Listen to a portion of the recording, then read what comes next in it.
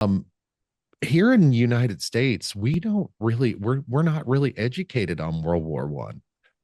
No, which is so strange to me because we entered the war and, we can look at it history and be like, oh, yeah, we really helped win it and stuff. But like, I think that we don't acknowledge how much World War One changed America, like Yeah. to what we see as it is today.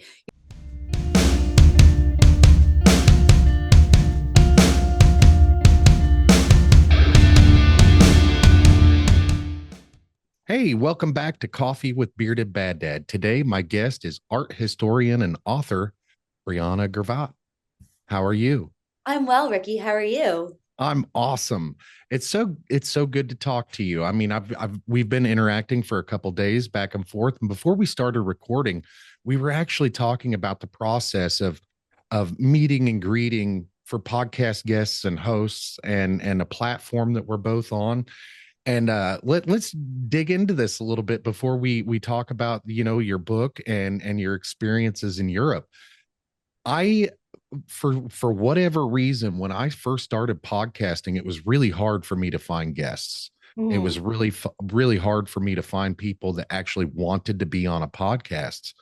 So I thought, well, let me branch out there and see what kind of products there are for people like me. And it turns out there was a couple different platforms for podcast hosts where we can meet up with podcast guests. And one of those platforms we actually met on. And so the name of the platform is Podmatch. And it's so funny because it's one of those like beginner type things where you're just starting out and you need guests and everything, but it's also something that you could outgrow quickly if you're not careful. And I just wanted to talk about that for a quick minute because we had an interesting conversation going before we started recording. Yeah, no, definitely. I'm like I am so new to being guests on podcasts, being a guest on a podcast. So like I understand the beginning stages of it where it's like you want to reach out to people, you want to talk to people, and writing is so isolating and insular. So like, like you're like, "Ooh, who can I talk to?" And then you're like, "Wow, there's so many interesting people out there and I just want to have conversations with them that you would not necessarily meet." So I Right. yeah, so I understand where you're coming from, where you're like, okay, like Ricky, you're in Missouri right now. I'm in New York, but we're having this conversation, and it's great that it has that connection. But it is also, I think that that kind of platform is something for people just starting out on both sides. Yes, yes. And this is actually a good podcast to practice with because I'm kind of a unique guest or unique host. Hmm. And I like this conversation right here. My podcast isn't really all that structured. And I just like to have conversations. And that doesn't usually lend to having a good audience or like an audience that's very broad and large, for a Right. lack of a better term. My audience is a very loyal audience, but they're kind of small because it's a long form podcast, and you have to have an attention span to kind of listen to it, and we go all over the place on topics, so it's not like we're shoehorning ourselves into one topic or one situation. It's kind of all over the place, and for that reason, it's very hard to market. And I No, think that's absolutely. I think that's where people get the trip up, and I think that's where people um, start to get aggravated, and they're like, "Well, fine, I'm just going to have somebody else do this part. I'm going to have somebody else do the guest outreach." And so that's kind of where I was at when I first started, and I found Podmatch. I got myself on there, and the messages started rolling in. I was very happy about it, and then I started noticing that if I didn't if I didn't vet my guests properly, it's not only that I didn't know who I was talking to, I didn't know what they were trying to sell when they wanted to be on the podcast. Right.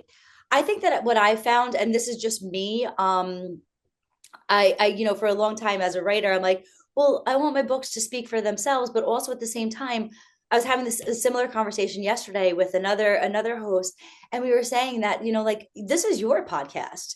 Like I could sit there and sell my book all day long, but at the end of the day, you agreed to be the host and to invite me on the show.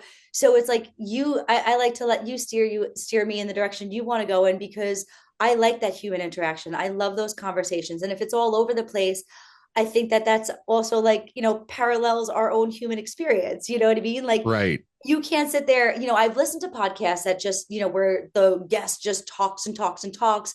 And it's almost like one sided. And that's not what when you have a conversation with somebody, it shouldn't be one sided. It should be a conversation. Exactly. Like a back and forth, a give and take. And that's, I mean, I've recorded 3 4 hour podcasts at one time before. And so those are the type of podcasts that I like to listen to, like Joe Rogan or Right. Julian Dory. There's a lot of podcasts out there that are just like an hour or half hour long podcasts, but those are kind of like niche podcasts where they have just one subject that they're talking about. Whereas you and I can connect on multiple different subjects. And like one subject or one topic in particular that we decided we were going to record this episode on was like World War I and the Right. Western Front, because you wrote a book about walking, the Western Front. And I thought that was absolutely incredible. And I wanted to talk to you about those experiences and also talking about writing the book and stuff. Yeah. And so when we dive into these topics, it's so easy to structure the show and be like, okay, we have 5 minutes for this, we have 10 minutes for this, and we have 15 minutes for this. The problem with that is when I ask a question, I don't often know what I'm going to ask. Right. And it's like a flow. And so if I ask a multiple, point question, or a multiple or something that requires a long drawn out answer, I don't want to cut my guest off and be like, hey, we got to move on to the next thing. And Right. I find with a lot of creators that they either don't structure their show enough, like me, Right. or they structure their show too much. I can see that. I can see, especially with the shorter version, like shorter podcasts. I don't mind them because they're tailored, and it's like you just want to get snippets, and people's attention spans are not entirely there. But I think that at the end of the day, we do crave that human connection, and we do want to hear what other Yes. people are thinking, because it broadens our horizons more than just staying so contained. Yes. And Yes. if you don't allow that flow, then where are you really going? What do you like? What are you closing yourself off to? Our conversation can go like, you're in Missouri, like how close are you to Kansas City? Like, I'm actually an hour north of Kansas City. yeah, so I mean, the World War I museum is there, so I'm sure you've gone there. And like, I love Kansas City. Like, I was there so briefly, and I'm like, I would love to spend more time here. There's just so much, in terms of history in that state and everything. So it's like, I played the Oregon Trail growing up, so like, I'm curious about what your life is like. You know what I'm saying? Like, I just think that it's like that balance. It's that you can't structure everything, and if you structure everything, that just so rigid, and that's not fun. Exactly. Exactly. Well, remind me towards the end of the podcast, and we'll get into the Oregon Trail. I got an interesting story about the Oregon Trail.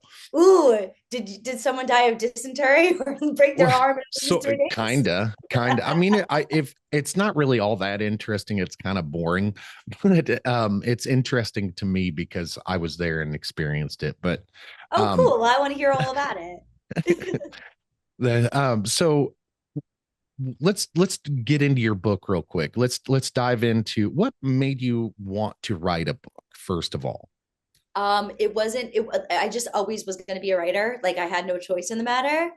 So this is my third book, actually. Four if you count my children's book that I wrote.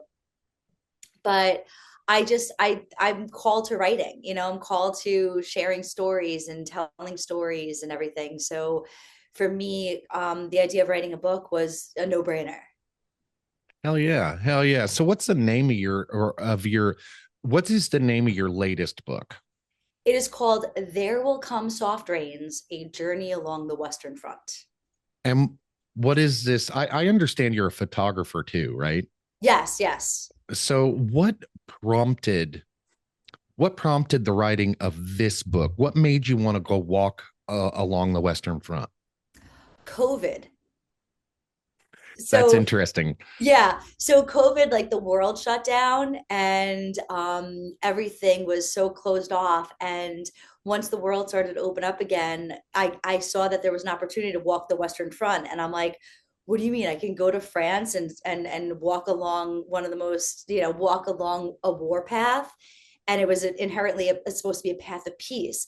And I was like, what better way to mourn COVID and that time of history that we lived through, and also reflect on all of those other mournful times of history. Yeah. Yeah, that's very interesting because like literally the entire world changed during that time. And Yes. I'm afraid actually that it's not coming back. And so mourn is a great word to use Mhm. there. Mourn is a great word to use. How long did it take to walk the Western Front? 36 days. Oh, wow. Yeah. So, so yeah, I mean, you got in some exercise, and I also understand like you're the first woman to do it solo. Yes, yes. And I wasn't like, oh my God, I got to walk the Western Front and be the first woman to walk it. It wasn't like girl power or anything. It was kind of like, oh, I can walk in the woods and eat foie gras. Like, Right. Did you find out after you did it, or did you find out along the way or before? well, I mean, I've said this a couple of times. Like, there were a lot of women, mothers, daughters, lovers, wives that went to the Western Front after the war to like look for their loved ones that were lost during the war. So it Wow. wasn't that I was following in the footsteps of those people that just were trying to find something that had been lost. Yeah. So whether I Yeah. was the first woman to do it, like maybe chronicled or whatever, but at the same time, like I wasn't the first woman to go there to understand it. Right. Right. That's yeah. I mean, the first woman to do it, it's like solo. It's kind of an interesting situation there because while other people and other women have went there, you were the first to do it alone. And it's interesting to me because I don't do anything alone. Nothing. I don't do anything alone. So I have four kids and I have three grandkids, another one on the way. Oh wow, And so congratulations. thank you. Thank you. So I don't have the luxury of much alone time, but I can say that if I did something like that, I would be almost immediately homesick because I was experiencing something I couldn't share with my family. I couldn't share with my loved ones. And I think that I'm very lucky in that capacity because I think going back to what you said before, I was homesick for the world before COVID. Yeah. Yeah. So I was searching for that again. I was searching to be rooted and grounded and everything. And I'm very lucky that I have the luxury of time and freedom. So I took that to do this walk because it was like I was searching for something that I didn't know was able to be found again. Right. Right. So And another question I had is so as you're walking the Western Front, right, and you're experiencing all of these feelings, homesickness being one of them, unfamiliarity be another one. What is one thing from home that you wanted to take with you but you weren't able to? you know what? I was living in Southeast Georgia at the time. So for me, it was the home that I knew before that. I'm a New Yorker, so like living in Southeast Georgia, and I really enjoyed living there in some ways because it was so different than living in New York during COVID. So like Right. I had a little more freedom, I had a little bit more movement and stuff. So it was that.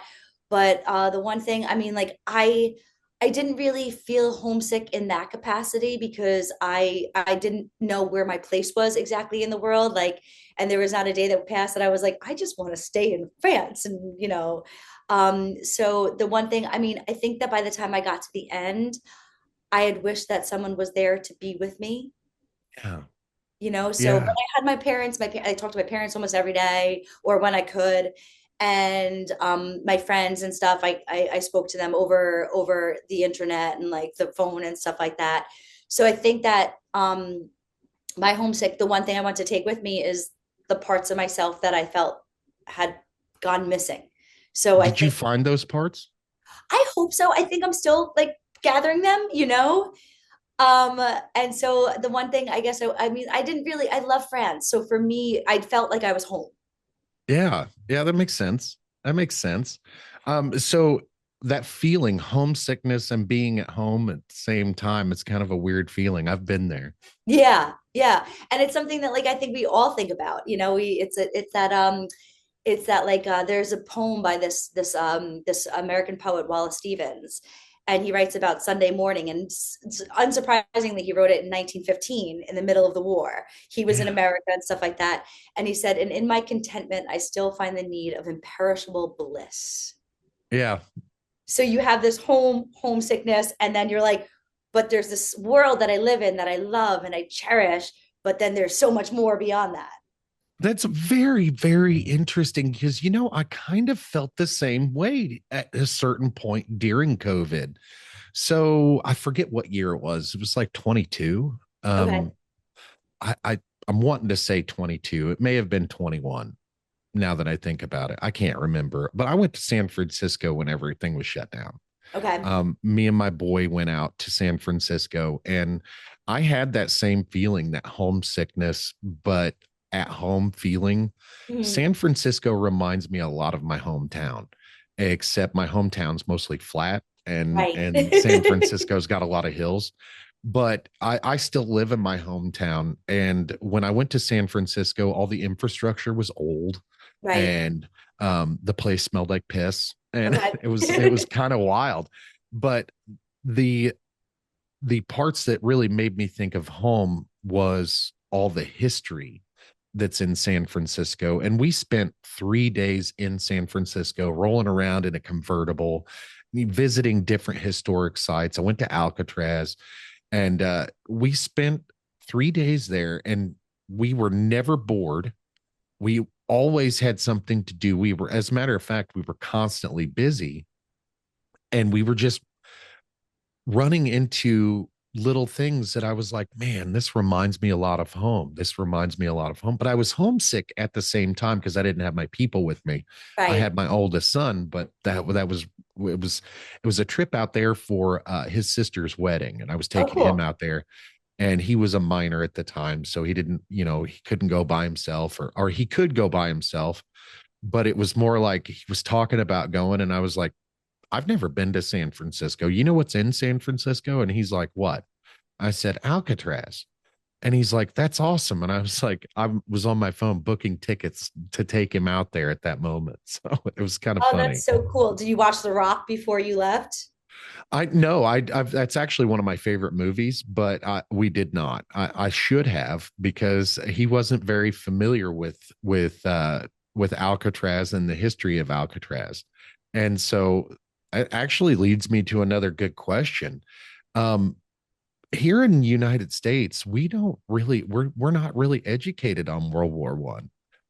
No, which is so strange to me because we entered the war, and we can look at a history and be like, oh yeah, we really helped win it and stuff. But like I think that we don't acknowledge how much World War I changed America, like Yeah. to what we see as it is today. Like you have all those t-shirts that are like, oh, back to back world champions. And you're like, okay, like that's cool, but it's not the entire truth of the story. Right.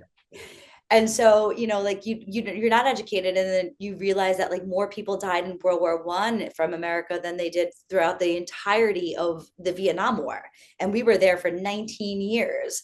And it's like, well, why don't we look at World War I? And like and then after World War I, everybody's like, oh, the roaring 20s and everything was great, and there was yeah, there was prohibition, but there were speakeasies, and everything was roses. And you're like, that's not true. Yeah, the roaring 20s were kind of roaring, but like I one thing that really sticks out in my mind about the roaring 20s is the end of it. Yeah. Yeah. And how bad that really kind of sucked for the people that lived in the United States. Oh no, totally. And like like my grandparents were born in the late teens and early 20s.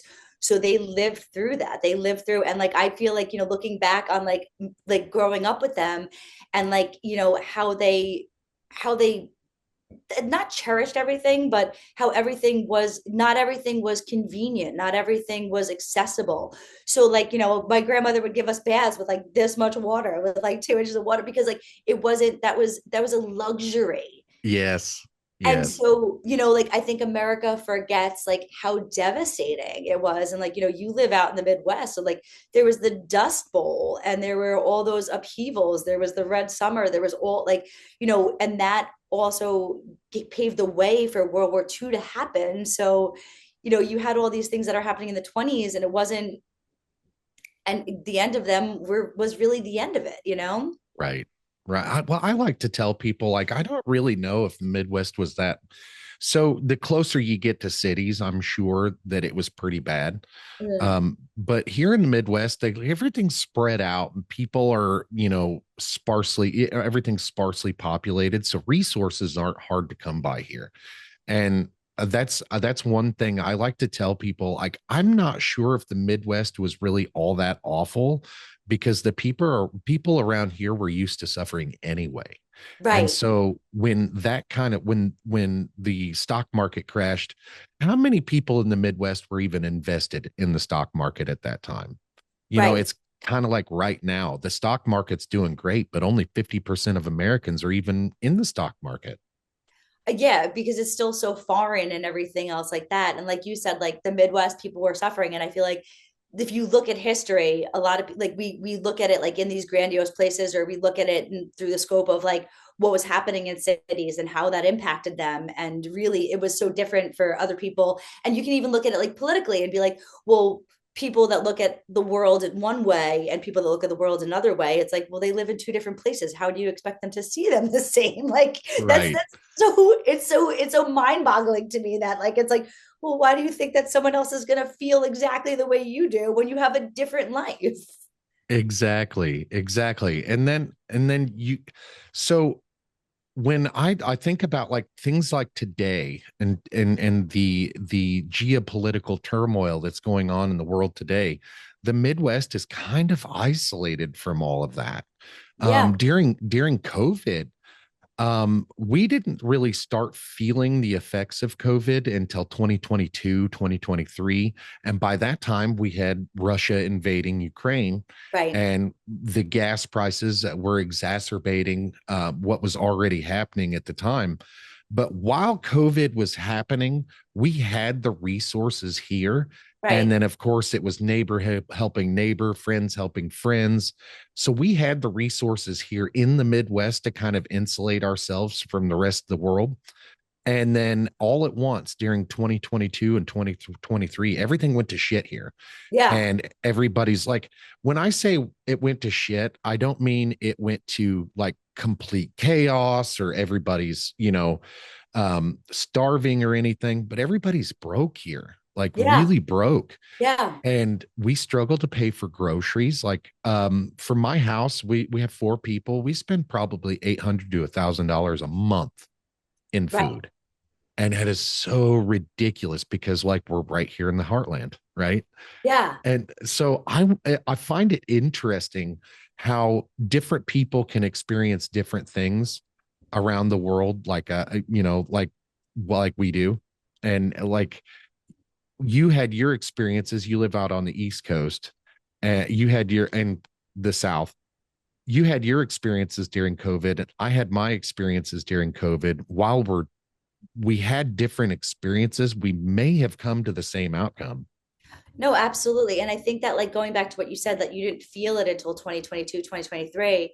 And there is always that lag, like, you have, and like you can look at it and parallel it to the Great War, to World War One, because it's like, okay, the war started, everybody like buckled down and did what they needed to do, but there was no idea of what the long-term effects were. And people were talking about it, and people were like, hey, what are the financial repercussions of this? What are going to be the socioeconomic repercussions, and how is it going to affect everyday Americans, or how is it going to affect everyday people around the world? And I think that people that were in the wealthier tiers were like, well, I'm fine, I don't have to worry about it. And the people that like really have to pay attention to their pennies are like, but what about us? What about me? What was going, like, how am I supposed to adjust to this?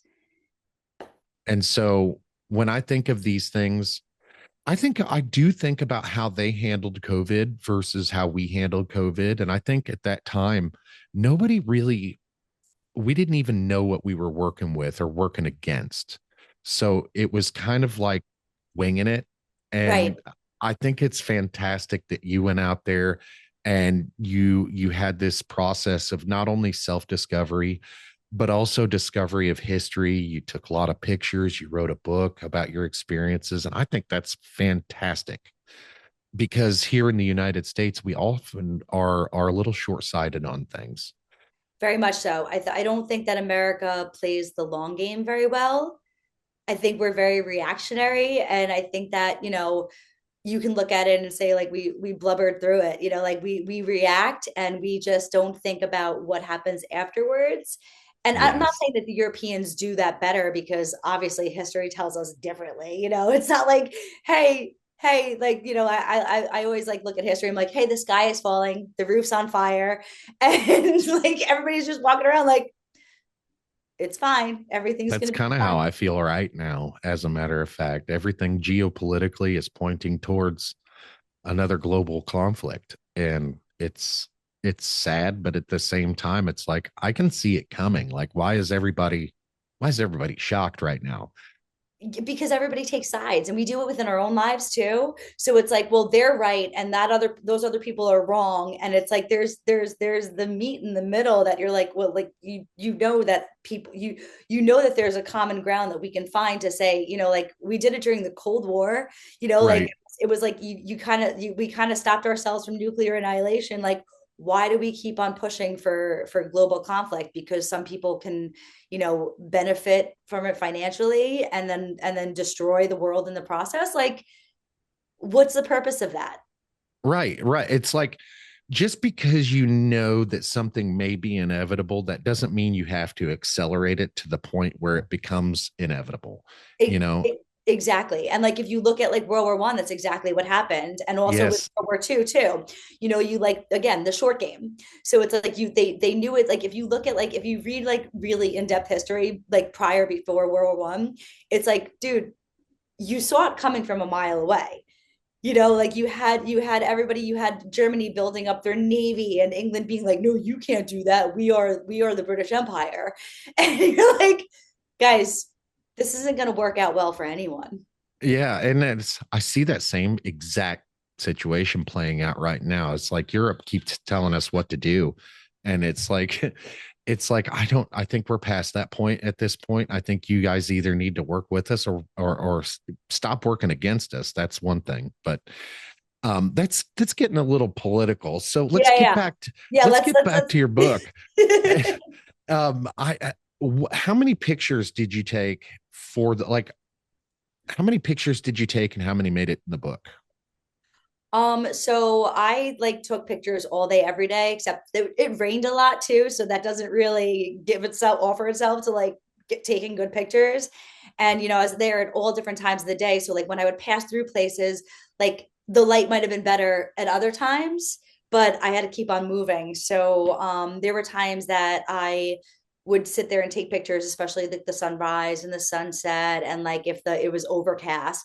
But I mean, I have like 30,000 pictures on my camera roll. And I think, like, yeah. And only like, if I take a picture of something, like, I like to, like, I'm a huge fan of beating a dead horse. Or like, Yes. so I'm like, but the picture that is exactly like the same as the one before is very different for some reason. So I took a lot of pictures.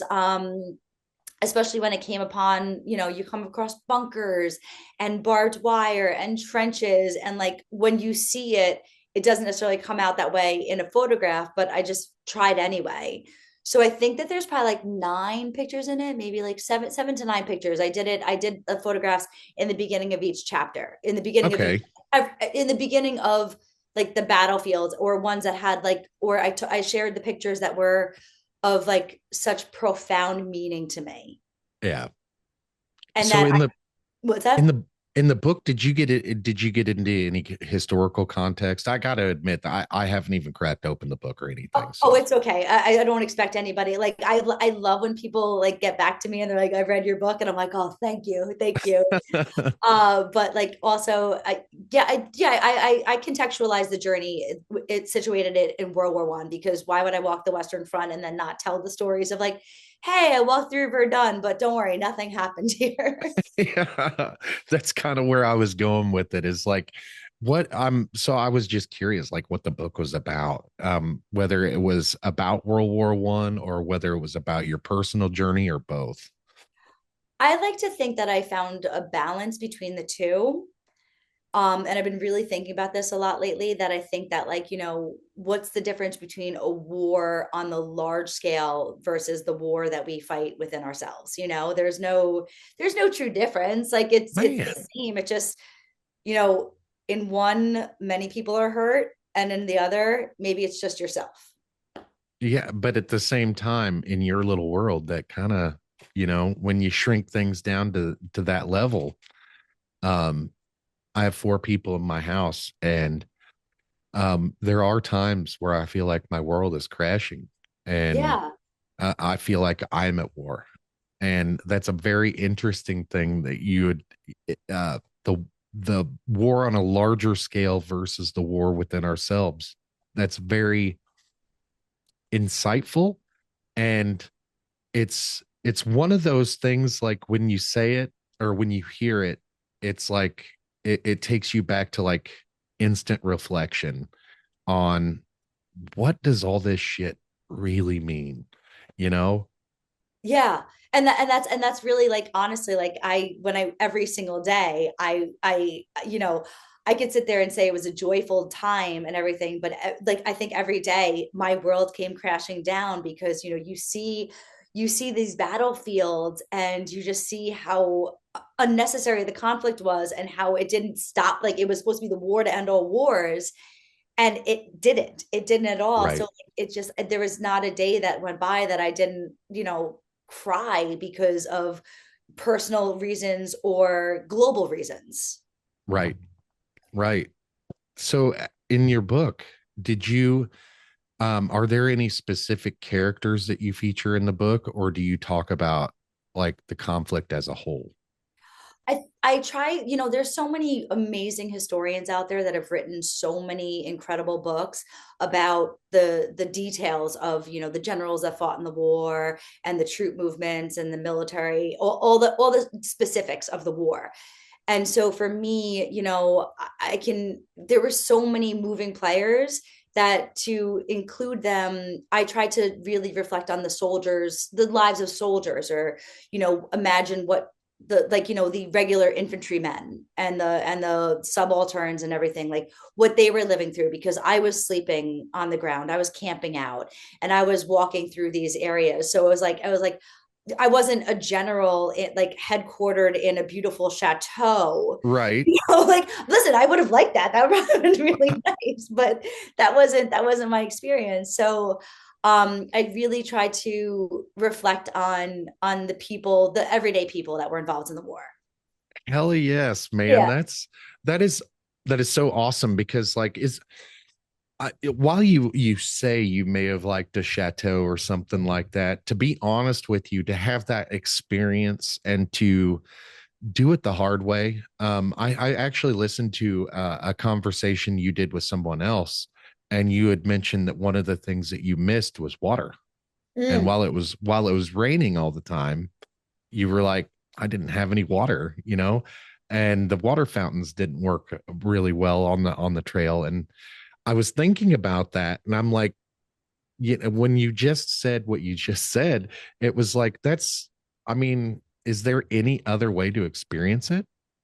No, I don't think there is. I mean, like, you can you can take a tour bus, and like go to the Somme, and go to Belgium and stuff like that. And you can do that.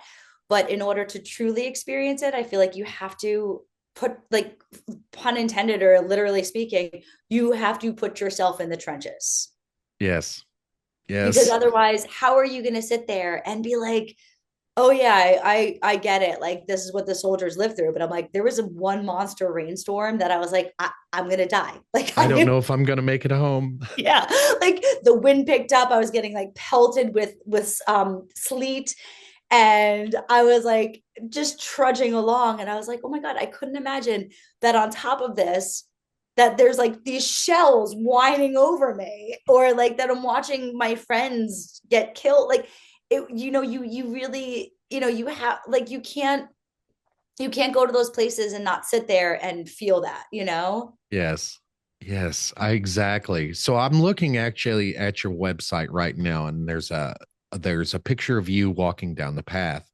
And I'm looking at your pack. So you've got a giant backpack on, or what I would call a rucksack. Yeah, it was a rock. Yeah, it was a rock.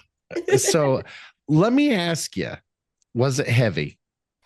In the mountains, yes, because you're just like sitting there going up another hill in the mountains and everything. And you're like, mother, you know, um, why am I doing this? So actually, I feel like it was like 25 to 30 pounds. It wasn't really that heavy. I had a tent in there, a sleeping bag, clothes, and thank goodness when I had water and food, like I had cans of sardines with me.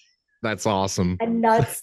So it was heavy, but like you said, it was a rucksack. Like there was a time, I write this in the book, that I have a lot of friends that were in the army, and they would talk to me about rucks. And there was a time that like I would go on this when I was walking, and I was like, what's the difference? I'm like, this is a ruck. I am Yes, on a ruck, and I just have more comfortable shoes, and I don't have combat fatigues on, that's right. That's right. It's essentially the same thing. Yeah, Are you a coffee drinker? I am a coffee drinker. So one thing that would be in my sack, I would probably have 5 pounds of beans when I started, coffee Okay. beans. And so did you get coffee while you were out there? Were you able to drink coffee every day? I was in France, yeah. I mean, like like so when I was walking, I would always joke around, and I was like, when I was walking, I would make up these songs, and I'm like, when you're all by yourself and there's nothing open and there's no one around, you're in the woods. I'm like, God, I would give anything for a coffee right now. And then if you're Yes. lucky, you come across like a town that has like a cafe open and stuff, and you're like, oh my God, the first thing I want to do is coffee. Yeah, and But they do it right there. oh my gosh, so good. It is so good. And the thing is though, like, and what's so interesting about France is that like you go and have a meal, you order a coffee first, and they look at you like, what's wrong with you? Like, eat food, like get a glass of wine. And then when all is said and done and all of your plates are cleared, then they're like, can you have coffee? So when you ask for coffee first, they're like, What's wrong with you? Well, I'm sure when you start speaking, they realize, well, I'm American. That's no, I because mean, I Americans, speak we French. love our coffee. Yeah. Oh, you do? You do I, speak French? I'm not fluent entirely, but I can get by. Like I can go into a place and I don't speak English right away. So I was very lucky in that capacity. So, like it was like, yes, I was an American, and they were like, well, what are you doing? And but at the same time, they were like, oh, cool. Like she can communicate with us, and I don't have to, you see it in when you travel to other countries. It's like, even if people are fluent in English, even if I know how to speak a language, I still am like, yeah, I'll speak English. It's like, you resort to your primary language, Right. because why are you going, like, why do you have to, maneuver around that? Right. Right. So That's no, I didn't awesome. carry 5 pounds of coffee with me because one, I didn't have access to coffee, or I didn't bring like a one of those things that I can brew my own coffee along the way. And I think it was like also like a little sweet treat that if I got to a place and I had coffee, I was like, oh, I made it somewhere today. That's awesome. I'm telling you though, I would have to take my own coffee beans, and such a coffee snob. I use I use whole beans, and I Right. grind them at home, and I use a French press, Yes. and that is literally the only way to have coffee for me. So The I would same way. be out there. I would be out there on that trail. And were you allowed to have fire? No, actually, I didn't like I probably, if I could have, I might have been able to have fire, but with camping, you can do, they allow camping, but it's like, don't light fires, like leave Right. nothing behind and everything. So I just didn't want to risk that because again, I speak enough French to get by, but not enough to explain that Why am I lighting a fire in the middle of the yeah, forest? yeah, exactly. Like, why am I doing that? So I agree with you though. Do you grind your own beans by hand or do you have like an actual electronic? So I actually don't do it myself. My wife does it. Oh, so but she does a turn, or does she? no, she uses a grinder. Okay, I'm sure she'd use a hand grind if she had one. But yeah, this is it's kind of very new for us. So about the time we started the podcast a couple of years ago, we had a friend suggest like because I love my coffee like dark black. yeah, yeah. Like I'm telling you, so when you pour it, it looks like motor oil. Oh yeah. That's my kind of coffee. Like, give me And the sludge at the bottom. Like, give me like a wake up call. yes, I think the French call it dirty, the dirty coffee. So that's how I first got introduced. A friend of ours was like, "Hey, you got to try the French press," because I'm a big coffee fan. And then when we brought it home, I had my first taste of like French uh, French pressed coffee. I was like, I don't want to have coffee out of a drip coffee maker ever again. I don't want to have a percolate. I don't want to do any of that. It's only French press from now on. And it's so you can actually do like if we didn't have power or whatever, it's actually very easy to heat up some water and use your French press if you have water. But that's fantastic that you along the trail you still had some of the creature comforts but you also used those creature comforts as fuel to get you through. Yeah. And I agree with you with the French press. Like, honestly, I have a French press every day. So it's like, I have drip coffee and I'm like, like I'm a coffee stuff. Like for me, coffee is such a ritual. So I wake up and I have my cup and not that I need coffee. It's not like, oh my gosh, I'm like tired and I need to have coffee to get me by. It's like, no, I have coffee because I truly enjoy the richness of it, you know? Yes, It's like I yes, me want to sit with too. my yeah, I want to sit with my cup. I love mugs. So like this is my mug right here. Like I have like so like I get met and I'm one person and I have way too many mugs for one person. Me too. Coffee is the only thing we use mugs for, but for whatever reason, we have a cabinet full of cups. And there's Yeah. only two of us that drinks coffee here. So it's how many cups do we need? Listen, different moods, different days, you know? And yeah, as a matter of fact, I don't even wash this one but once a week. Yeah. So it's like if somebody washes my cup every day, I can taste it. I can taste the difference. Oh yeah. And Sometimes when I wash my cup, I'm like, oh, like I didn't rinse it out enough, or right, like, I'll rinse it with water. Like obviously I'll rinse it out with water, but like I like the taste of coffee. I don't want anything else to be in it. exactly. Now the coffee mugs, like they're ceramic, so they don't taste don't stick to them. Right. And so like even if you got a little bit of soap down in the bottom of the ceramic cup, you're not going to taste it. But Yeah. I prefer not to taste soap with my coffee. So I only wash it like once a week. And people Yeah. are like, "Oh, that's gross." And I'm like, "Hey, whatever, you know." It builds character and it builds your immune response. That's right. That's right. Like, you don't have to, not everything needs to be so clean. That's not the way life works. So what was the food like in Europe? Oh my God. I go back to it every day in my dreams. Every day I like dream about like I had so many beautiful meals. And so when I was camping and stuff, like I said, I had cans of sardines. Like if I was able, like they have these things called tabacs there, so you could pick up like little snacks, or they have like small grocery stores. So that's when I would pick up like fruit. Like I'd have apples, and if I was brave enough, I would get a banana that I'd have to eat right away, otherwise it would get smushed.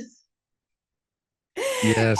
But when I got to like towns that were open and stuff, like I would get cheese and pate. They have this thing called pate à combien, which is like it's pate, but it's encrusted bread. It's encrusted with bread. So it Really? is just this like rich, fatty, delicious meal that you're like, okay, I'm not going to get hungry anymore because this is going to sustain me. So Right. that was one of my go-to snacks because I was like, I'm walking 15 miles a day. I'm going to eat whatever that I want, you know? Yes. Yes, that's a great way to look at it. So when as how many countries did you travel through along your journey? So I flew into Switzerland. So I don't really count Switzerland because I was only there for a night. And then as soon as I crossed over, I flew into Switzerland. The next day I crossed into France. And then from France, I walked, it was about like 400 miles through France and then 100 miles through Belgium, or like give or take. So total of like No, three like countries. 500 miles, like give or take 500 miles. Okay, okay. Yeah. So like what was we've already got the somber part, right? What was the happiest part of your journey? Like where were you the happiest? Like, oh man, I you just wake up or you go have a moment and you just can't stop smiling.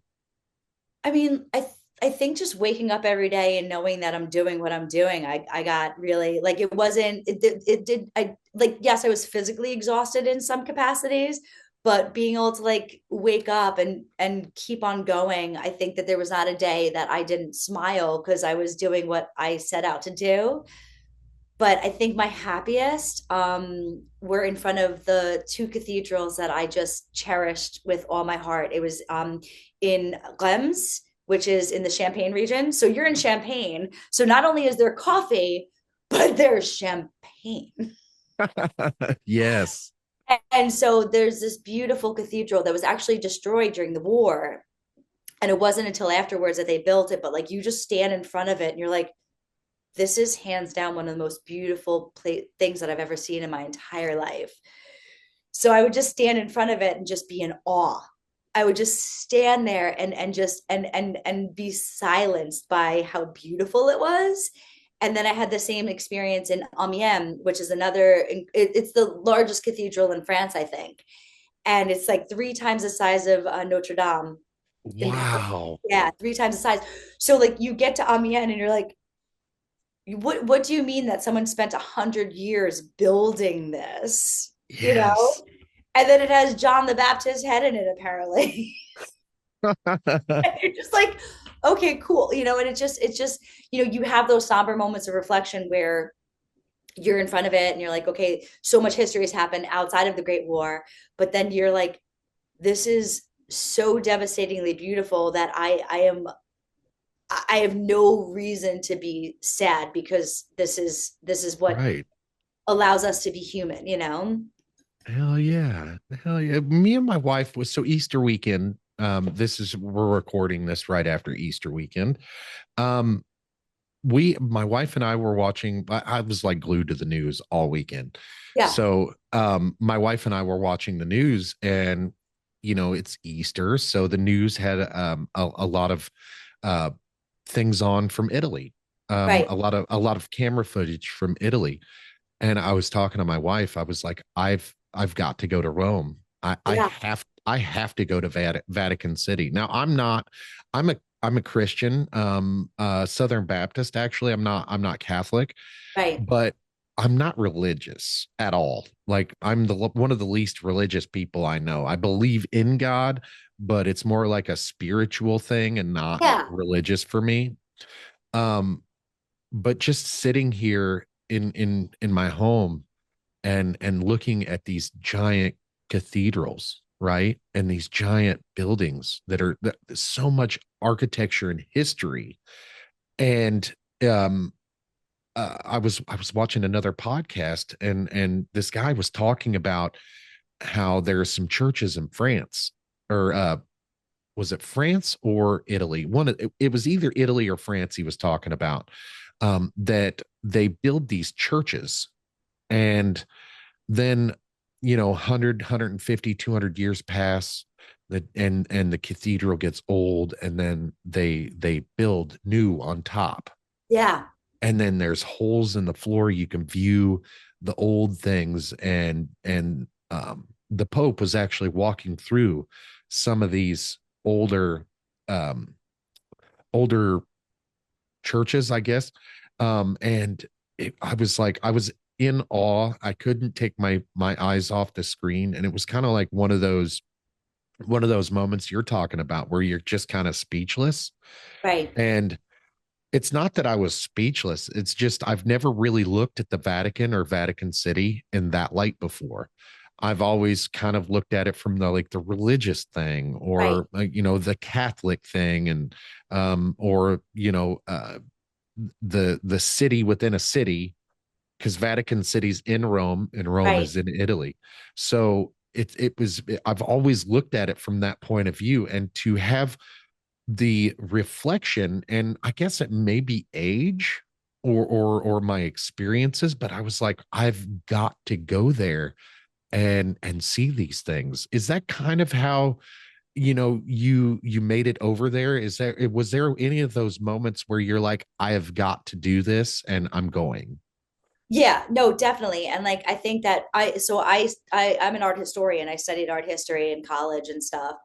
So that was always been like I've always known those places existed, and I've gone to other. I mean, I've been to the Vatican, and I understand what you're saying, and it's so interesting because then you read about Mussolini, and it's like after he did the March on Rome, that's when he's like, "Hey, if you let me do whatever you want, the Catholic Church can have the Vatican, like have the Vatican City." It's so interesting. So you can look at it like in that scope, but then you look at it in terms of like what Brunelleschi accomplished building that dome and that grandiosity, and you're just like, oh, like someone dreamed that big to make something that is just so beautiful.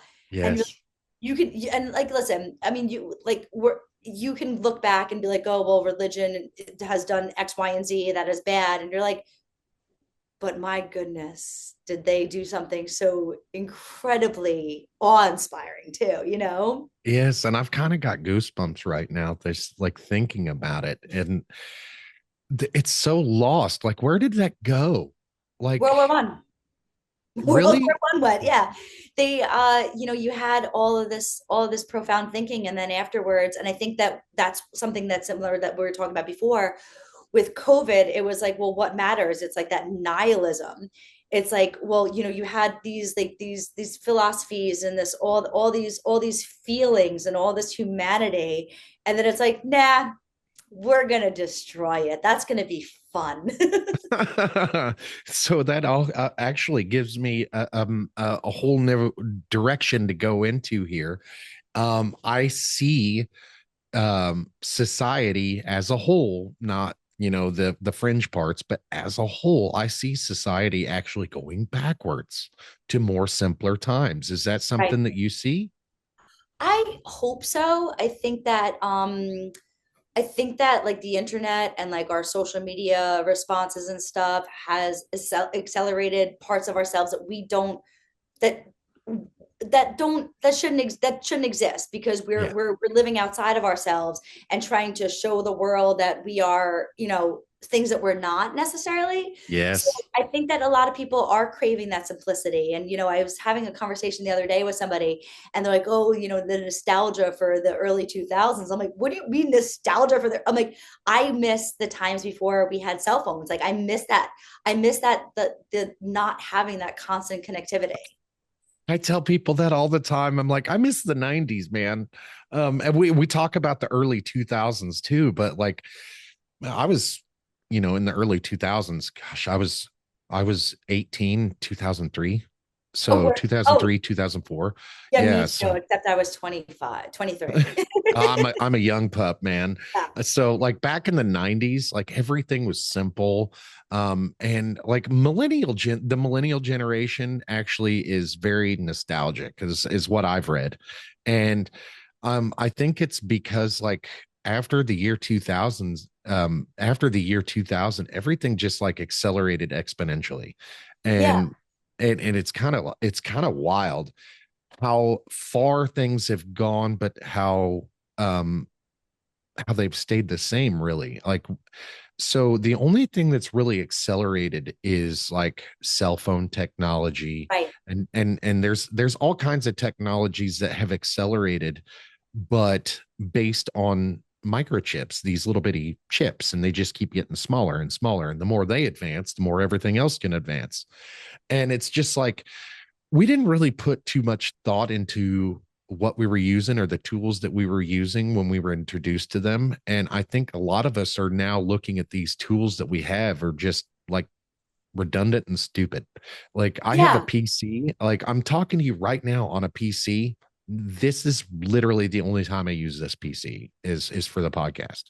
that's amazing. See, like I wish that I wasn't so reliant on technology because I do have that ache to not be so what is that called? I'm missing out on the word. Like I don't Connected? want to be that accessible. Like I don't like you know Yeah, yeah. I want like I still go for a walk in the woods every single day and I don't bring my phone with me because I'm not there for that. You know what I mean? Right. And I think that a lot of people, you know, we saw that with this millennial generation or the younger generation that they're like they have to chronicle every aspect of their lives. And it's like you know, we go back to what coffee, like drinking coffee. It's very meaningful for us. It's a very profound experience. I'm not going to sit there and take a picture of it and be like morning coffee. You know, it's like that's there's some things that are just for you, and I think that I would love to see a return to that. There are things that happen in your life that should be not private in like a secret sense of the word, but in a very centered kind of way. You know. Yeah. And Yeah. so I would love to see a return to simplicity. I think that, you know, we've gone too far and we've missed the mark on what, you know, we like to think about the world in terms of progress and really where have we progressed to? And yeah, exactly. Exactly. Here in the West, particularly, we see the world how we want it to be and not for what it is. And Yeah, I think that's led to actually a lot of problems that are coming, to a head now. And I actually think that's why the deceleration of progress is accelerating, if that makes sense. I think there's something to like all of this stuff happening all at once. I think a whole population of like here in the Western world, I think consumerism is kind of bullshit. yeah, Like we are told lies every day. Our leaders come out and lie to us bold faced every day. And it's just like back in the day, before we had cell phones, before we had 24-hour news stations, before we had all this stuff, people just walked around learning history and learning things that they were interested in. It wasn't so we didn't have the overload of information that we have now. And there's so much information coming at us from all sides all at once. You right. kind of look at it and you don't know what to believe and you don't know what to think. So why pay attention to it at all? Exactly, exactly. Because it's like you can't stop it. And I write about that in the book. Like that's something that I really I say that in the book because I was like, we as humans, like I basically said exactly what you just said. As humans, we are not meant to know everything all at the same time. And Yes, I go on to say the human heart can only hold so much before it breaks. absolutely. And I think that's what Absolutely. we're watching. We're watching this collective heartbreak of being like, okay, so I have to pay attention to it. I have to take a stand on it. I have to be like concrete in my beliefs. And it's like, but that's not the way we're meant to live. We can't be constantly bombarded with everything and then think that that's okay or that's the way that the world is. Absolutely. And then you run into like the issue. I've run into it anyway. Once you realize it's not everyone, it's only about 20% of the population that really does that. The people that you run into on a daily basis probably have no idea what's going on in Iran right now. Like, Right. and I do. I'm like I've got information coming from everywhere all at me, but I use that as entertainment, right? Mm. A lot of people don't have that kind of time. No. And a lot of people spend, like my wife, bless her heart, she works 12 hours a day. Wow. And so, and I say that like it's sometimes it's 10, sometimes it's 11, sometimes it's 12, but she works more than 8 hours per day. And she doesn't have time to watch the news. When Yeah, she gets updated about the day, it's because we're having a conversation after work. right. And how was your day today? Well, I watched this, I did this, and I saw this, and I talked to this person. And what was your day like? And she's like, I worked. It was sucked. It was boring. But Right. you know, so there's those moments that we all have that is we we tend to exacerbate things that we go through, and we think, like, we try to project that on other people. And I don't think I think I really think that about 80% of the population is really just too busy to follow the headlines, too busy to follow the crowds. And so once you learn that, once you understand that, the internet is just like, you can get off of it and just not even Yeah. notice. No, and I feel like I shut down emotionally, especially like after I came back, and like you have that idea, like you're like, what's the difference? Like, what is the difference between what happened during World War I and what is happening now? We're still doing the same things, we're still doing everything. And like I totally agree with you. And I have this conversation with my mother all the time. I'm like, it's great that you're idealistic. It's great that you have all these ideas. And like I'm naive in a lot of ways too, but I'm like, you can't make the assumption that the time that you take to pay attention to this stuff, that everybody else, that other people have that. Yes.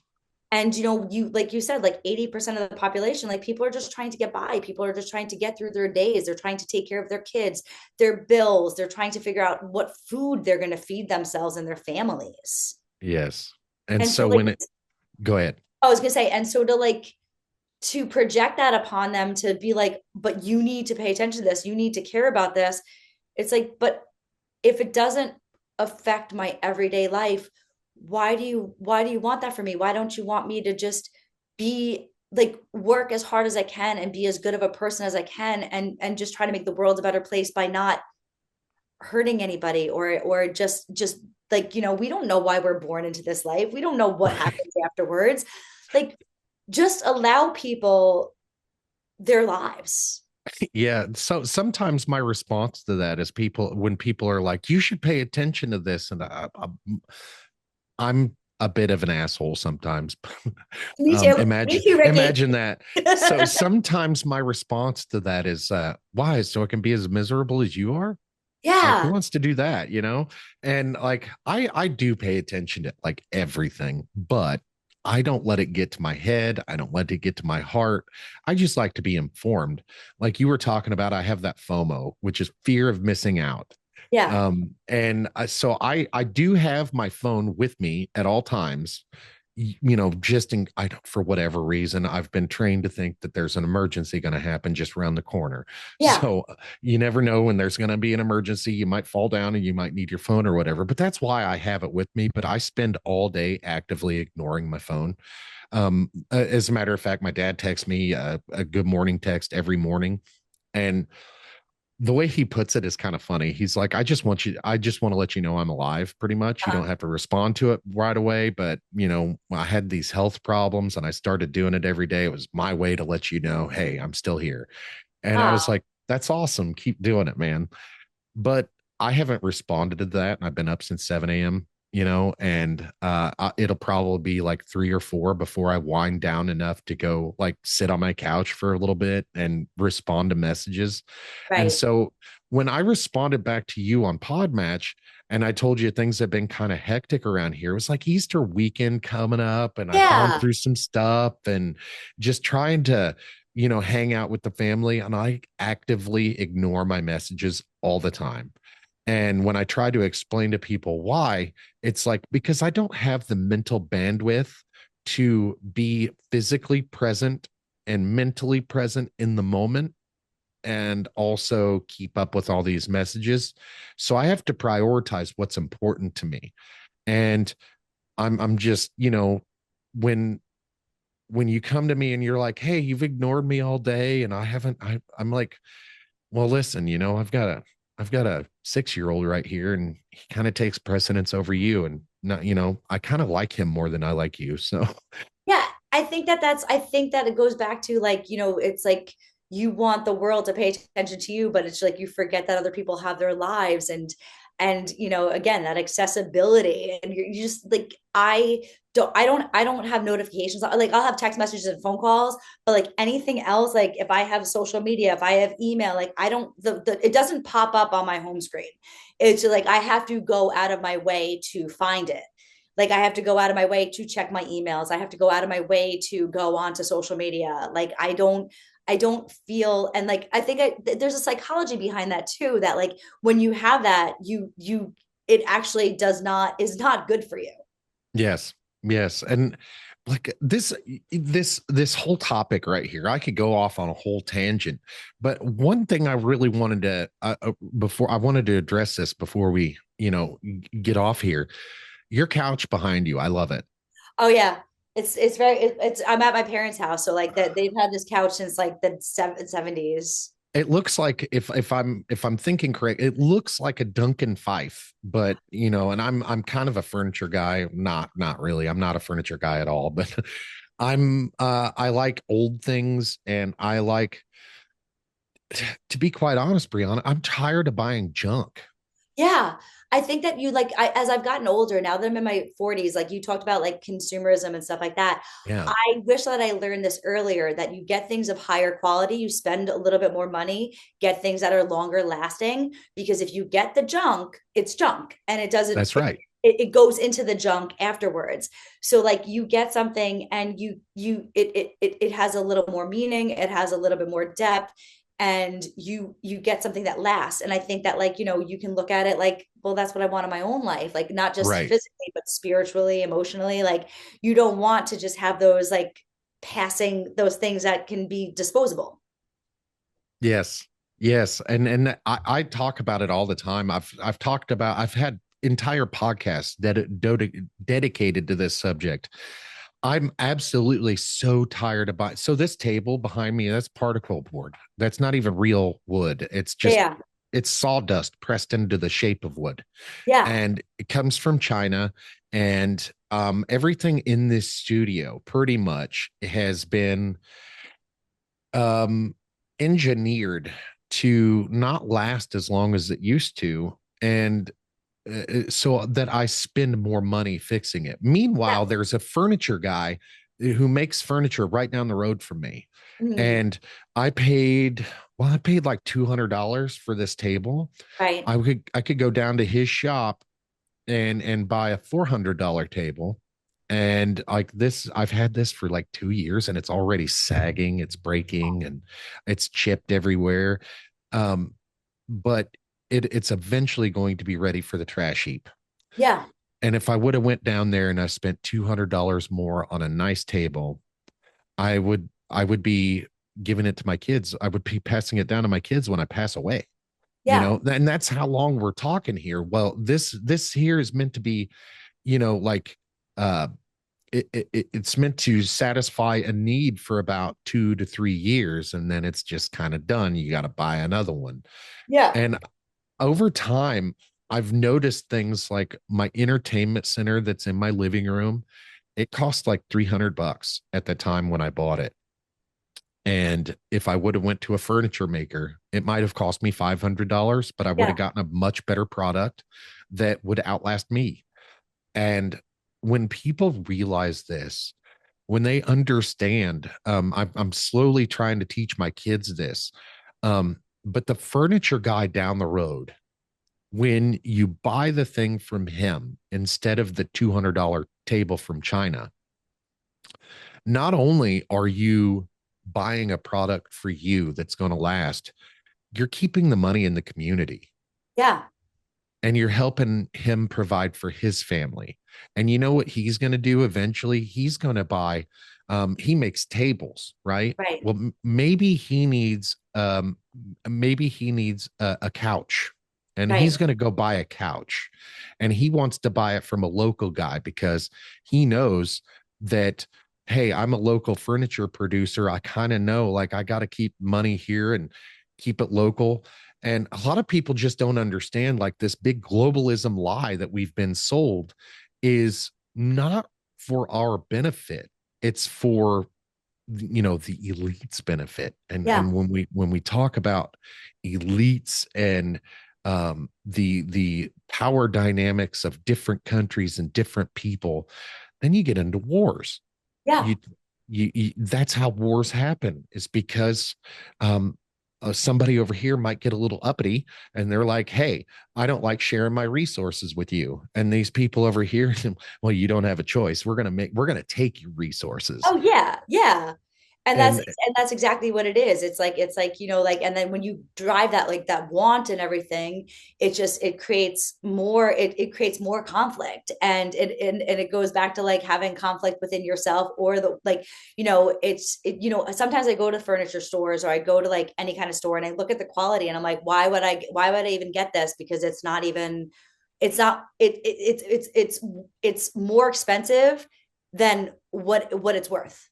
right, exactly, and exactly. and so like I think that, like, and going back to the cathedrals we were talking about before, so they built all these things that have lasted 1,000 years, and meanwhile we get like something that doesn't last 1,000 days. Yeah, my house will fall down in 50 years if like, and that timeline accelerates if you don't take care of it.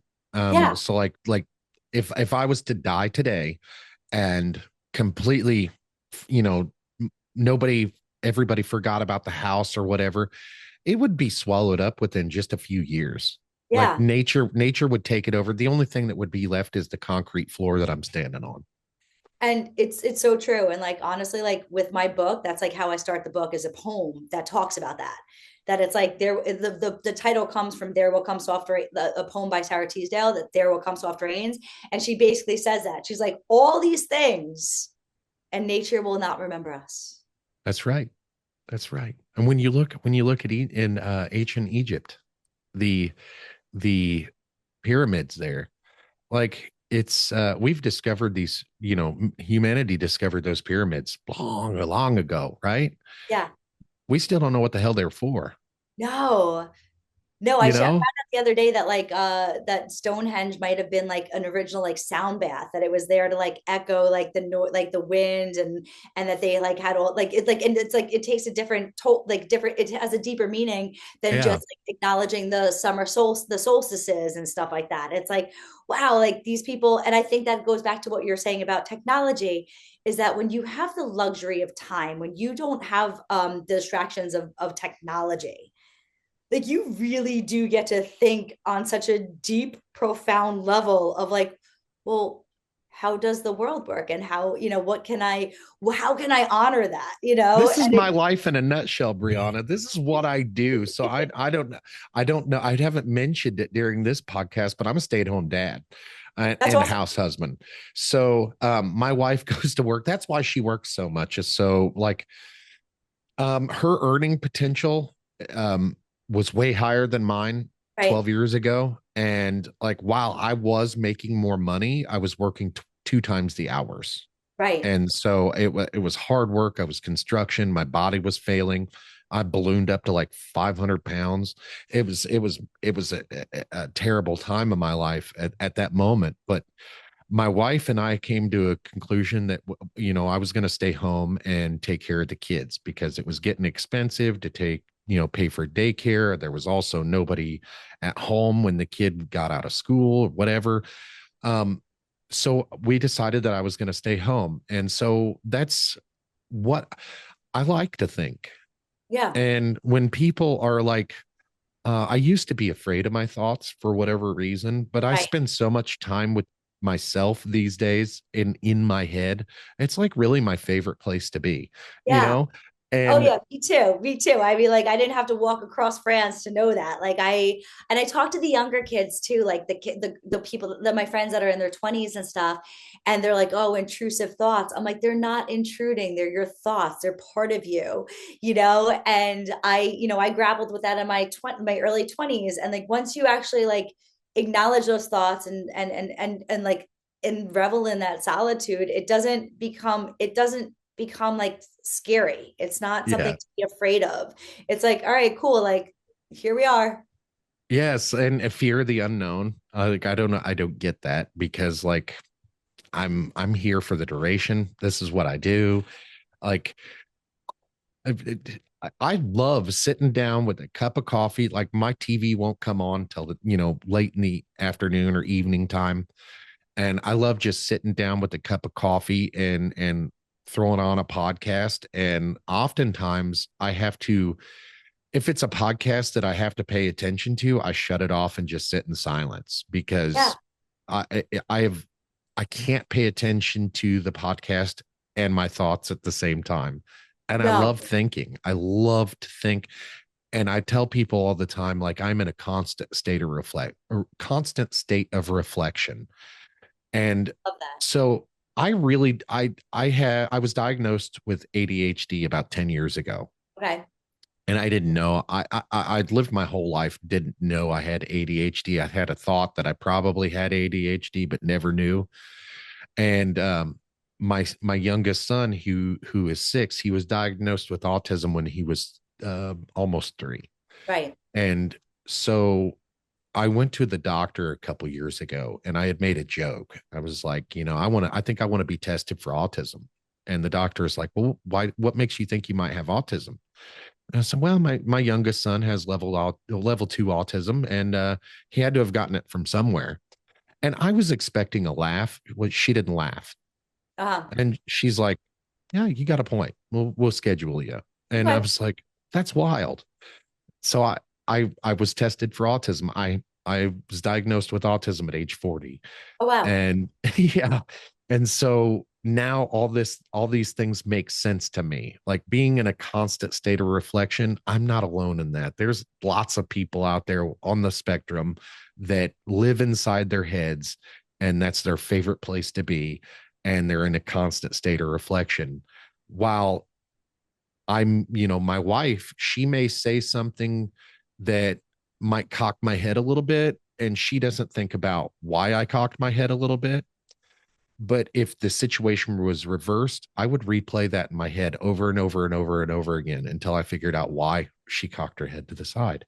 Yeah. And it's one of those things where I process like 10 times faster than anybody else that I know. So when I'm thinking, I can have an hour-long conversation with someone, but I can have 5 minutes of independent thought and get the same amount done.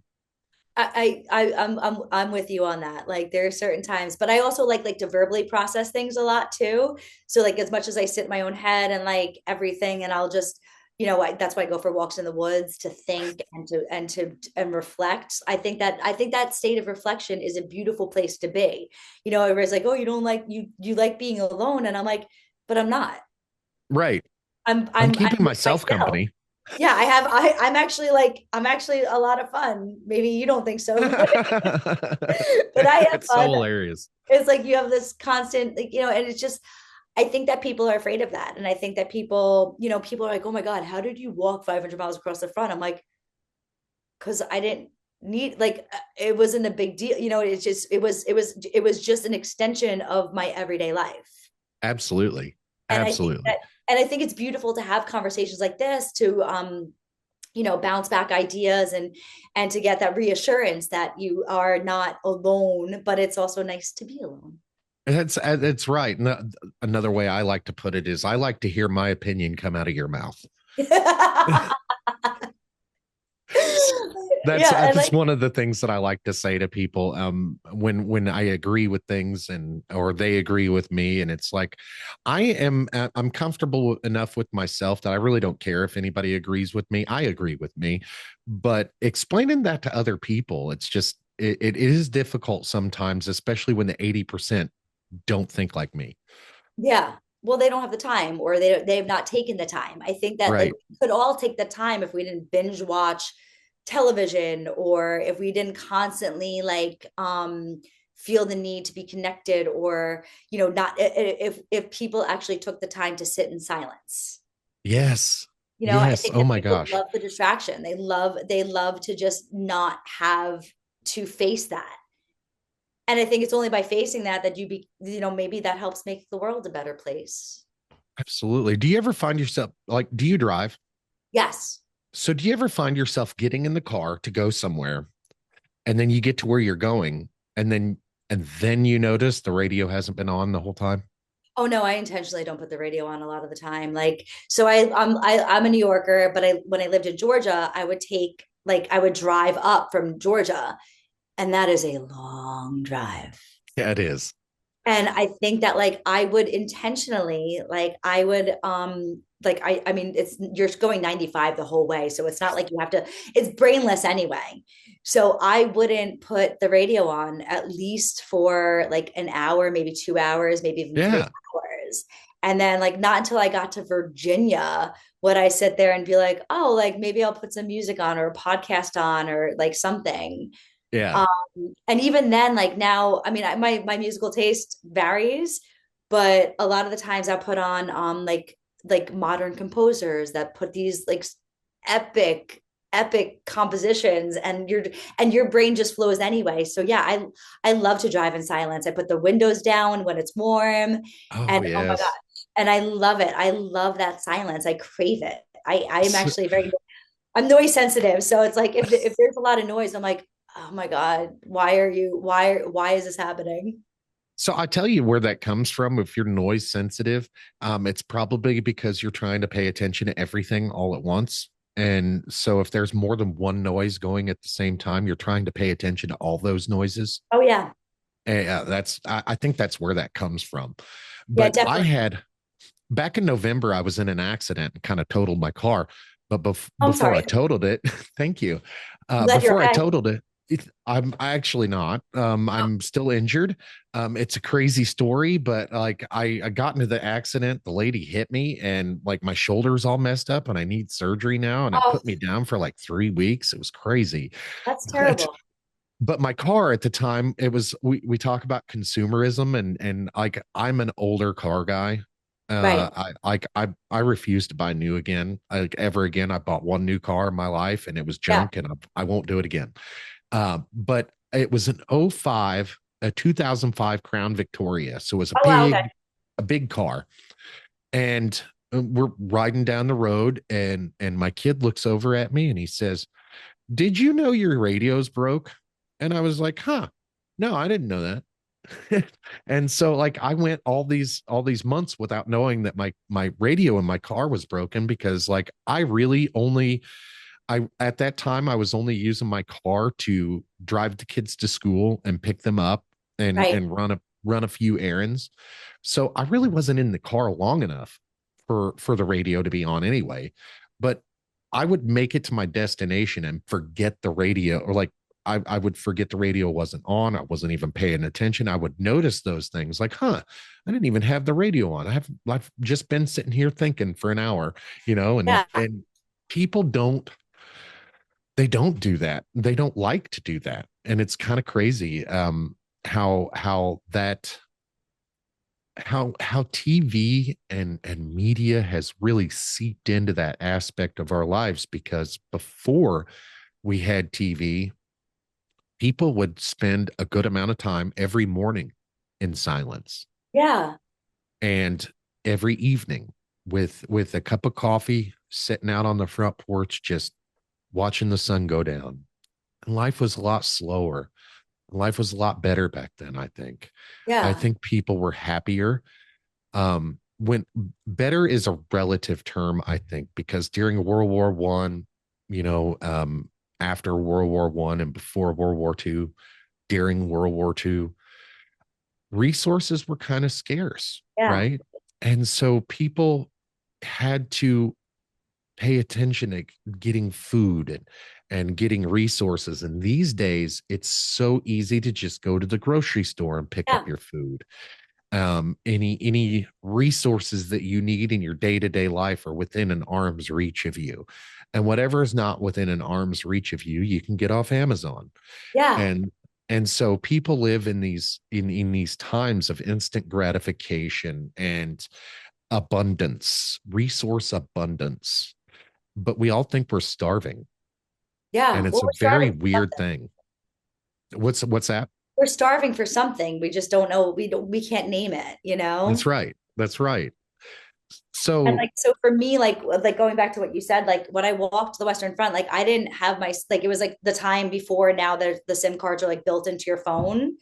So like I took my SIM card out. I didn't have the internet. So like I didn't have anything, and I was intentional. And I thought that like going back to like that what you just said, that earlier time of sitting in that silence, it was to me, it made my journey more beautiful because I was like, I don't need to be connected to anything other than myself. Right. Right. No, so I'm sure it was very peaceful on your Yes. journey. Yes, it was actually. It was really peaceful in so many ways. So I think that, I don't think that people need to necessarily go on long walks like that, but I think that they need to find a moment in their day where they find peace in the silence. Yeah. Yeah, absolutely. And if for whatever reason, if you can find peace in craziness and madness, more power to you. But I'm just not that guy. I don't think I mean, like, congratulations, like you're the Buddha, but like also if you look at Buddhism, he's like, oh shit, like there was I see poverty for the first time, I see death, I see disease, and I have to sit for 7 years underneath the Bodhi tree to like process this. And it's like, and now like going back to what we said in the beginning, we have to process things in real time without actually stay like sitting with it and being like, well, what does it mean? What does it, what does it do? And I'm okay with that. I'm actually okay with that. The only time I have to make immediate decisions is with my kids. Yeah. That's really it. And that's only because they're yelling at me to make a decision. It's not because they actually need a decision.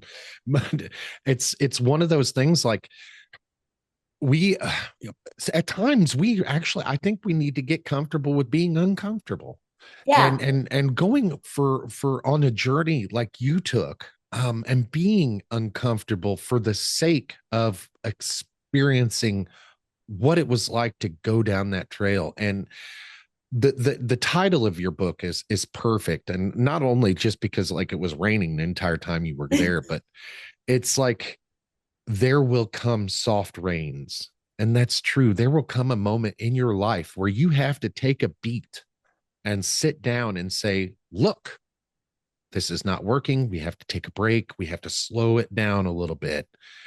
There, in everybody's lives, there will come those soft rains. Will give you life will give you a break if you let it. Oh my, Ricky, I never thought about it like that. And you just brought so much more meaning to the like why that title was chosen. Like that is so beautiful. Like I'm gonna cry. Like Thank that you. is just, Thank you. oh my God, Ricky, like wow. Wow. Yeah. Those I have those gems like every day. So Good, good. I'm Stick here around. all week. I'm here all week.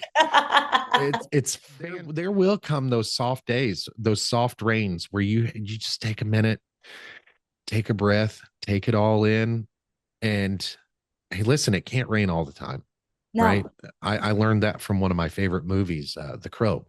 It can't rain all the time, and that's so true.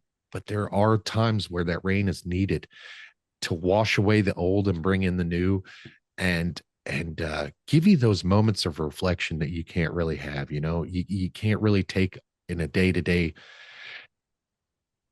when things are piling up on you, when things are overworking you, and your mind is working overtime to just find that peace. There come soft rains. Oh, you're speaking my language. Well, I think with that, that's an excellent place to just kind of wrap this up. And I wanted to talk to you about Oregon Trail a little bit. Yes, tell me about the Oregon Trail because I in my head I've played it so many, like that was the game that I went to like all the time, and when I went to So you want to know what it looks like? oh my God, yeah. So it looks like your picture here.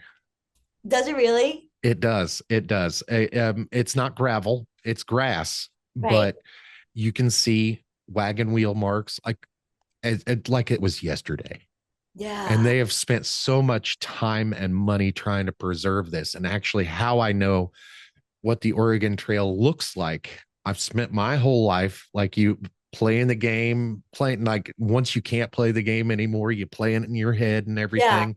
And Tommy over here's got dysentery. And you know, it's when you're thinking about it, you don't really think about it as a real moment in time. You don't Yeah. really think about it like that. It happened so long ago, right? And the great westward expansion, right? And that's how I even know about the Oregon Trail, was because I'm 4 hours west of St. Louis. Yeah. So it's the gateway arch there is the gateway to the west, and the Oregon Trail starts there and it comes through Kansas City. And how I know about the Oregon Trail in that aspect is because I had to drill underneath it. Oh, wow. I put utilities underneath the Oregon Trail. How cool is that? I thought it was amazing, but they were a huge pain in the ass about it. Let me tell you. Oh, well, because they We, want to, yeah. yes, they really wanted to preserve it. We couldn't go anywhere near it. We could walk on it, right? But we couldn't disturb anything, and we couldn't mark it with paint. Like our marking paint at the time is water soluble. It won't Uh-huh. stay more than, if there will come soft rains. If it rains, like our marking paint was gone. So it's one of those things where it wouldn't last, but they wouldn't let us do it anyway. And Oh, so we wow. had to use these little miniature markers that you could just place on top of the ground and remove. Right. And um, it had to, like, the Oregon Trail is maybe maybe at the most 10 feet wide. And Uh-huh. of course, these wagons are probably only 4 foot wide. Right. And so we had to stay 100 feet on each side Oh, wow. of the Oregon Trail, and we had to go 20 feet deep. Oh, wow. Yeah. That's great. And it's still there. It's like, it makes me want to just like ford the river. Yeah, I'm telling you, it's most one of the most amazing things that and I actually forgot about it until you had mentioned it. It's one Um, of those things that you experience, and you'll never forget it, but it has to be brought to your mind. And looking back on it, I can remember seeing like little tracks in the mud like this, yeah. like to where that was a wagon track. Yeah. And it was covered in grass, and you can still see it. You can still see the trail, and it's so amazing. And it was one of the coolest things I think I've ever seen in person. That's so cool. Like it's like so cool because like you going back to what you said before, it's like, America doesn't pay attention to like World War I and like the history, and like we still have a lot of history that is, you just got to go out and see it. You got to feel it. You got to experience it. And it was, it's cool to see, be like, listen, I'm not on this path alone. I'm not the person that's forging this path. Like people have walked this path before me or been on this path before me. It's like, where does it lead? Absolutely. Absolutely. And so when I looked at your picture here and we were talking about Oregon Trail, I kind of saw Oregon Trail in your picture. And it was one of those moments for me. I had to stop and like, oh, I know what that is. And you would think that there's trees overgrowing it, and forests around, and cities. And no, they preserved it the entire way. Oh, no way. See, I was under the impression like you went through like this, like I didn't, that's really cool because I always thought about like doing the Oregon Trail. Yeah, Um, I don't actually know if it's preserved all the way to Oregon or not, but I do know that that stretch here in Missouri is preserved, and you can walk that. yeah, no, I mean, like I remember when I was in Kansas City, like I went to like one of the head trails of it or whatever. And I was like, this is so cool. Like it was such a moment because you're just like, oh, this is amazing. Like this actually happened. And history wise, like I live in a place that's full of history, and I took advantage of it my entire life. So I live in St. Joseph, Missouri. That's where I'm talking to you from. And St. Joseph is famous for one of the things that we're famous for is Jesse James, the famous train car robber. Very He cool. he died here. And so that's pretty neat. He was murdered here, right down the road from my house. Cool. And so there's that. But another thing that we're really, really, really famous for is the Pony Express started here. Oh, no way. Yeah. Yeah. That's so cool. And so I And then, took yeah, my meanwhile, when it snowed here this winter, I'm like, "Where's the mail?" I'm like, "I thought I'd give like snow, everything. You're not going to let it get in your way." And it's like, well, I guess that was a lie. Yes, yes. And we so take advantage of the mail system nowadays, but I'm one of those USPS fans, I guess Yeah. is what you would say. I love the United States Postal Service, and the reason why I probably is because I've lived here my entire life, and then there's the history, and then the Pony Express riders and all that stuff. And I took my boys to the Pony Express Museum That's a so few weeks cool. ago. Yes, there's the stables here. The original Pony Express stables are here, Oh, well, and I next took time my I come boys to to go see Missouri, I'm that. going to have to go there. Hey, look me up. We'll hang out or something. Yeah, that'd be As a matter of great. fact, we could take a field trip and we could go to the Oregon Trail together or something. That might be Oh, kind of neat. I would love that. That'd be great. But yeah, I took them down to the Pony Express Museum, and while I was there, I was reflecting. Like, I've lived here my entire life, and I've only been here once before, and it was kind of during a school field trip. Why have I not paid attention to this crap? Yeah. Why have I not? And as a matter of fact, I've lived in Missouri my whole life. I've never been to the Ozarks. I've hung out there a few times, but never actually spent much time there or seen anything. I've never been to Branson, Missouri. Okay. There's a lot of things that I just, as a matter of fact, spent time in Springfield, Missouri for the first time Okay. a few weeks ago. My family and I went on an excursion because like I get cabin fever and just have to get out. But we decided that we were going to a military history museum in Cool. Jefferson City, Missouri, which is Cool. our capital. We went there, and then we decided we were going to go to another one the next day in a different city. And so we went on this little excursion or whatever. But I just got to thinking, like, I've lived here my entire life and I've never been to any of these places, and it's just mind blowing how far out that I have gone other places. Like, I've visited Gettysburg. I went to San Francisco. We've been to Florida umpteen million times because Yeah. that's one of our favorite places. And I've been all Tennessee is one of my favorite places to hang out. So Yeah. we Tennessee's go pretty cool. we go there all the time. We go all these places, but I've never really spent much time at home. And then during this trip, I figured out why. I was so bored during this time. Now, my favorite time, I went to the museums, right? But it only Uh, took a couple hours to get through the museum. And the rest of the time it was just sitting around twiddling my thumbs in cities that want to be progressive but aren't, yeah. or cities that I got a way to get out of my head. I got a way so I could do things. When I go on vacation, I'm constantly busy, Yeah. and we couldn't be on this vacation. So it was a Yeah. very, very weird experience. But I figured out why I don't really hang out in Missouri much. It's kind of boring. I gotta, I'm not gonna lie though, like I really I loved going to Kansas City there. I think the I'm a huge fan of steaks. So Yes. like you guys do Yes. meat really, really well.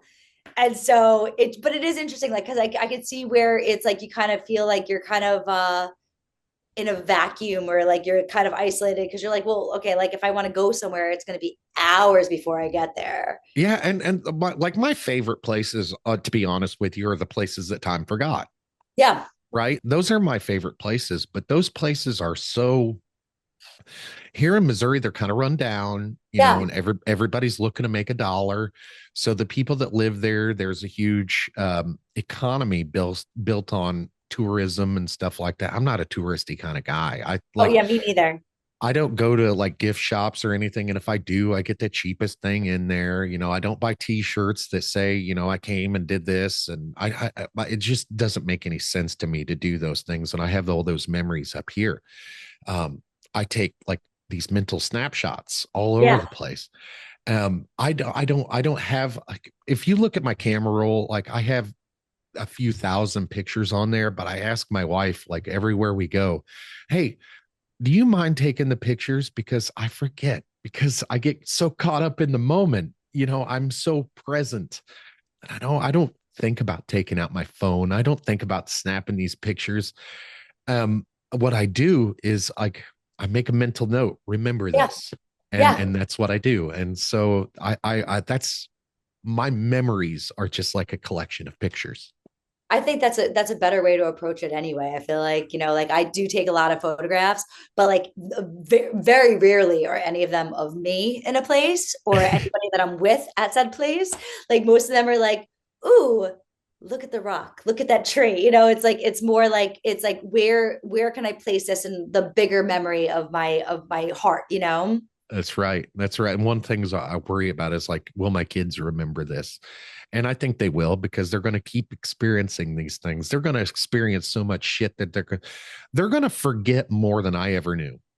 Yeah, it's true. It's true. It's crazy. It's crazy. Every like we talked about before, like acceleration and everything. And it's like, dude, like remember, That's remember right. everything. That's right. And I think that's a good place to leave this podcast. It's been almost 2 hours, man. Yeah, right. It's been a while. This has been a great one, and I appreciate you coming and hanging out with us. Where can people find you? Where can people find your book? So my book can be found on Amazon. Unfortunately, I guess you could say because that's, I self-published it, but it can be found on Amazon. You can find me on social media under Briana Gravat. And also, like, if you don't want to get it on Amazon, like, you can send me an email and I'll happily send it your way. That's awesome. That's awesome. I think I might take you up on that, by the way. Yeah, I will. No, I will. I've already. Yeah, I'm sending you a book. That's awesome. That is awesome. Well, Briana, it's been a pleasure. And again, ladies and gentlemen, her newest book is There Will Come Soft Rains, A Journey Along the Western Front. Is there anything else you want to tell anybody? And do you want to give a shout out to your other books? No, no, I think this was a wonderful conversation. I want to leave it there because I want people's focus to be everything we talked about and not just make it about what we talked about before we started recording, that it's not always all about you. That's awesome. That's awesome. All right, Briana, thank you for hanging out with me. Hang out with me for just a quick second, and I'll let these guys go. All right. Thank Hey, you so everybody. much. Thank you. Hey, everybody. Tune in next week. We'll be back again with another episode of Coffee with Bearded Baghdad. Thank you for hanging out with us. We'll see you guys soon. Bye.